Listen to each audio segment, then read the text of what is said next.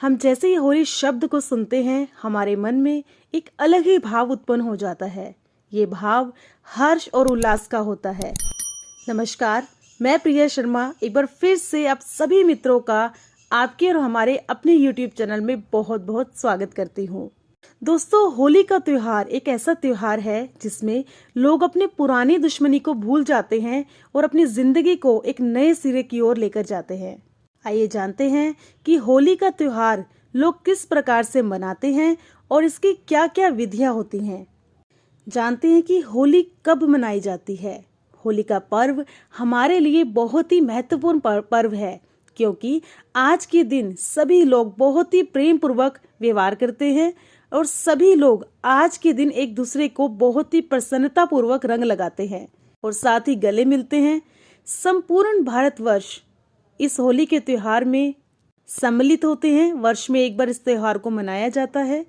दोस्तों, होली का दिवस प्रत्येक वर्ष में वसंत ऋतु के समय फाल्गुन माह में पूर्णिमा के दिन मनाया जाता है। हम यदि अन्य शब्दों में कहें तो यह दिवस मार्च के महीने में आता है। ये त्योहार खुशियों से भरा हुआ त्योहार है। इस त्योहार को यानी कि होली के त्योहार को वसंत ऋतु के समय फाल्गुन मास के अंतिम दिन की होलिका दहन को मनाया जाता है। यानी कि इस त्योहार को होलिका दहन से ही शुरू कर दिया जाता है और लोग आपस में गले मिलते हैं, एक दूसरे को रंग लगाते हैं। चलिए जानते हैं कि होली के पर्व के संबंध में पौराणिक मान्यता क्या है। आखिर क्यों मनाया जाता है होली का त्योहार, इसके पीछे की क्या कहानी है, इन सभी बातों के बारे में आज हम इस वीडियो में बात करने वाले हैं। जैसा कि आप सभी को मालूम है कि होली का पर्व तो बड़ी ही धूमधाम से मनाया जाता है। और क्या आप में से किसी को ये पता है कि होली का पर्व आखिर मनाया क्यों जाता है? यदि नहीं तो चलिए हम आपको बता देते हैं कि होली का पर्व आखिर मनाया क्यों जाता है और इस पर्व में को मनाने की पौराणिक मान्यता क्या है। एक समय की बात है जब इस पूरी धरती पर बहुत ही आतंकी असुर राज हिरण्यकश्यप का राज हुआ करता था। वह संपूर्ण ब्रह्मांड के साथ साथ तीनों लोगों पर अपना अधिकार जमाना चाहता था। इसके लिए उसने पृथ्वी वासियों को काफी हद तक डराया और उनसे ये भी कहता था कि वही भगवान है और वह लोगों से अपनी जबरदस्ती पूजा भी करवाता था। ऐसे में लोग अपने जीवन की रक्षा में उस अहंकारी असुर की पूजा भी करते थे। परंतु हिरण्यकश्यप का एक पुत्र था जिसका नाम था प्रहलाद, जो कि इस समय में भक्त प्रहलाद के नाम से काफी प्रसिद्ध है। भक्त प्रहलाद अपने पिता के अहंकार के कारण भक्त प्रहलाद ने कभी भी उनकी पूजा नहीं की। भक्त प्रहलाद ने भगवान के रूप में श्री हरि विष्णु जी को ही चुना और वह श्री हरि विष्णु जी की ही पूजा अर्चना करता था। भक्त प्रहलाद की इस अटूट निष्ठा की भक्ति से पिता को बहुत ही क्रोध आता था।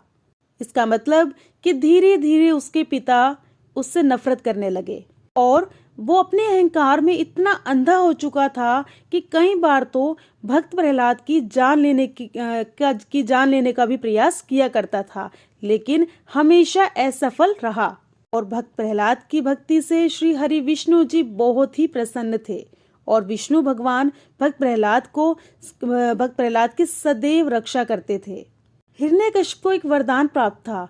ये वरदान ऐसा था कि ना तो उसे कोई मानव मार सकता है, ना ही कोई जानवर, और ना ही घर में और ना ही बाहर, ना ही अस्त्र से ना ही शस्त्र से, ना धरती ना ही आकाश, ना ही दिन में ना ही रात में। अतः उसे ऐसा वरदान प्राप्त होने के कारण कोई भी देवता या असुर कोई भी उसका कुछ भी नहीं कर पा रहा था।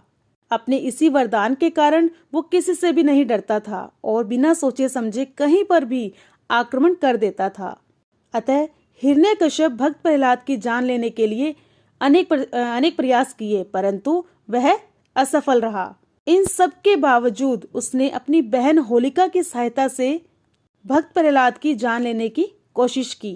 उसकी बहन होलिका को एक ऐसा वरदान था कि उसे अग्नि तक छू नहीं सकती और इसी कारण होलिका भक्त प्रहलाद को लेकर के जलती हुई चिता में बैठ गई।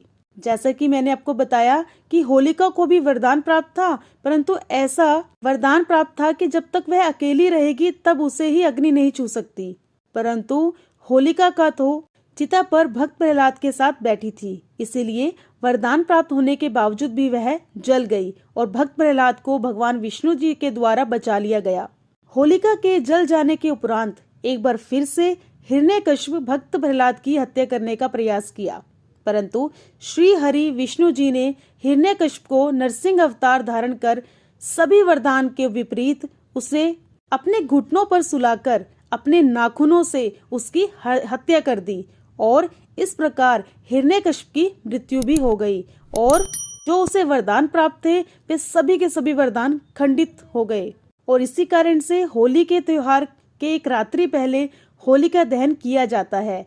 होलिका दहन से ये ज्ञात होता है कि किसी भी प्रकार के बुराई पर अच्छाई की जीत हुई, अर्थात होली के दिन को हिरण्यकश्यप की बहन होलिका के दहन के उपलक्ष्य में मनाया जाता है। तो दोस्तों मित्रों, इस वीडियो में हमने जाना कि होलिका का त्योहार कैसे मनाया जाता है और क्यों मनाया जाता है और इसके पीछे की क्या कहानी है। अगर आपको ये वीडियो अच्छी लगी हो तो वीडियो को प्लीज़ लाइक कीजिए और अपने दोस्तों मित्रों के साथ, फैमिली मेंबर्स के साथ शेयर कीजिए। और हाँ, अगर अभी तक आपने हमारा चैनल सब्सक्राइब नहीं किया तो चैनल को सब्सक्राइब करना बिल्कुल मत भूलिए, ताकि हम जो नई वीडियोस डालें उसकी सबसे पहले नोटिफिकेशन आपके पास आए। जय माता दी।